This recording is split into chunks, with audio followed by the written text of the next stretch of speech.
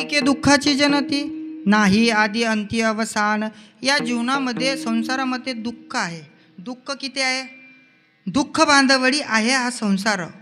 दुःख बांधवडी आहे हा संसार. या संसारामध्ये तुम्ही काही करा, एवढं दुःख आहे, एवढं दुःख आहे. या संसारामधून आपल्याला साधू संत बाहेर काढायची कोशिश करतात. तुम्ही मनसान कसं कोशिश करतात? एका जणाला सांगितलं की देवाचं नामस्मरण कर. संसारातल्या एका व्यक्तीला सांगितलं तू देवाचं नामस्मरण कर. कारण काही काही असे दळभद्रे लोक आहे जीवनामध्ये, संसारामध्ये असे दळभद्रे लोक आहे, त्याच्या मुखात कधीही देवाचं नामस्मरण येत नाही. लोक घेतच नाही देवाचं नामस्मरण. एका जणाला सांगितलं पोरानं, बाबा तुम्ही मराच्या काठावर टिकले, देवाचं नामस्मरण करा. म्हाताऱ्याने देवाचं नामस्मरण केलं पाहिजे असं त्याच्या पोराला वाटत होतं, पण त्यानं आयुष्यात कधीही देवाचं नामस्मरण नाही केलं.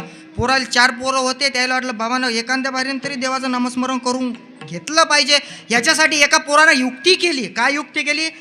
घरामध्ये तुरीच्या थप्पी होती, तुरीच्या गंजाची मोठी थप्पी लावली पोत्याची, आणि त्या पोत्याला एका जणानं लहान पोरानं छद्र पाडलं. छद्र पाडल्याच्या नंतर त्या पोरानं असं वाटलं की छद्र पाडलं आपण तर आपले वडील म्हणतील तरी, बाल्या कमीत कमी या पोत्यातलं धान्य गळत आहे, याले शिवा तरी. काय म्हणन?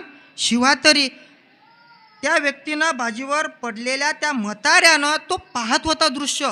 वरून त्या पोत्यातून ते सांडत होतं धान्य सांडत होतं. त्यानं पोराला आवाज दिला, बाल्या अरे कमीत कमी एक काम कर म्हणे, त्या पोत्याले छिद्र पडलं, त्याच्यातून धान्य सांडत आहे, त्याले टाचा तरी घाल.